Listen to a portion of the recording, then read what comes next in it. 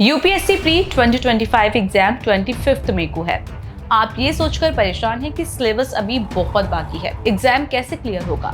तो आपको परेशान होने की बिल्कुल भी जरूरत नहीं है, क्योंकि टेंशन लेना किसी भी समस्या का हल नहीं होता है। हालांकि अब इतने कम समय में पूरा सिलेबस कवर करना आसान बात तो नहीं है, लेकिन एक रास्ता जरूर है जो कहीं ना कहीं प्री एग्जाम क्वालिफाई करने में आपकी मदद कर सकता है। अगर आप पहले से ही तैयारी कर रही हैं तो अच्छी बात है, लेकिन आपने तैयारी बिल्कुल भी नहीं की है और सच में आप एक सिविल सर्वेंट बनना चाहते हैं, तो आपको इस एग्जाम को नहीं देना चाहिए, क्योंकि ऐसा करके आप अपना एक अटेम्प्ट सेव कर सकते हैं। और यदि आप बिना तैयारी के एग्जाम हॉल में बैठते हैं तो ना पढ़ने की वजह से आपका एक अटेम्प्ट बेकार हो जाएगा, जिसका फायदा आपको आगे मिल सकता था।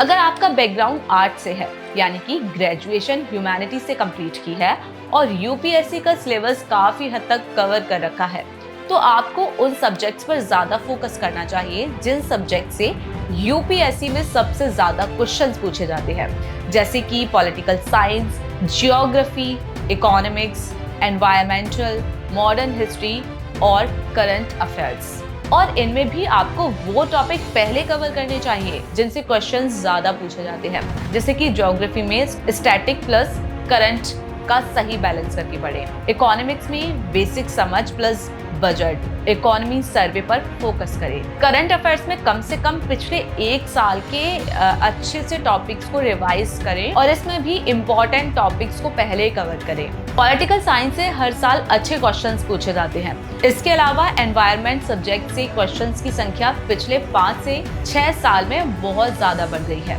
वहीं अगर आप अपना ज्यादा समय एंशिएंट हिस्ट्री और मिडिवल हिस्ट्री को देने वाले हैं तो ऐसा बिल्कुल भी ना करें, क्योंकि पिछले 10 सालों से यूपीएससी में इन दोनों सब्जेक्ट से बहुत ही कम क्वेश्चंस पूछे जा रहे हैं। इसकी जगह मॉडर्न हिस्ट्री पर आप ज्यादा फोकस कर सकते हैं, क्योंकि यूपीएससी में मॉडर्न हिस्ट्री से काफी सवाल पूछे जाते हैं, इसलिए हिस्ट्री में मॉडर्न हिस्ट्री पर ज्यादा फोकस करें। इसके अलावा सबसे अच्छा ये रहेगा कि आप ज्यादा से ज्यादा प्रीवियस ईयर क्वेश्चन पेपर्स को देखें और समझें कि यूपीएससी किस पैटर्न्स पर क्वेश्चंस पूछता है और उसी के हिसाब से देखें कि कितने क्वेश्चंस कितने सब्जेक्ट से आ रहे हैं और उसी के आधार पर अपनी तैयारी शुरू करें। एक बड़ी गलती जिसे करने से आपको बचना चाहिए वो ये है कि ज्यादा स्टडी मटेरियल की तरफ ना भागें, क्योंकि जो नोट्स आपने बनाए हैं वही काफी ज्यादा सही रहेंगे आपके लिए। और इसके अलावा जो बुक्स आप पढ़ रहे हैं उन्हीं पर ज्यादा से ज्यादा फोकस करें। साथ ही ज्यादा से ज्यादा प्रैक्टिस सेट लगाएं।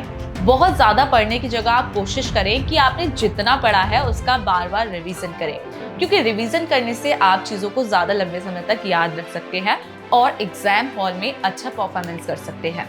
तो ये कुछ तरीके हैं जिन्हें आप अपना सकते हैं। बेशक ये प्री क्वालिफाई करने में आपकी मदद जरूर करेंगे। और मैं एक बार फिर आपसे ये कहना चाहूंगी कि अगर आपकी तैयारी बिल्कुल भी नहीं है और आप एग्जाम देने वाले हैं तो आपको ऐसा नहीं करना चाहिए, बल्कि इंतजार करना चाहिए नेक्स्ट ईयर का, जिससे आप अपनी तैयारी कर सके, क्योंकि सफलता किसी को भी रातों रात नहीं मिलती है। कुछ पाने के लिए कुछ ना कुछ खोना पड़ता है और यूपीएससी जैसी कठिन परीक्षा को क्रैक करने के लिए त्याग, कड़ी मेहनत बेहद जरूरी है। तो आज से ही तैयारी में जुट जाइए, क्योंकि कल कभी नहीं आता। आज इस वीडियो में इतना ही, फिर होगी आपसे मुलाकात ऐसे ही किसी इंटरेस्टिंग टॉपिक के साथ।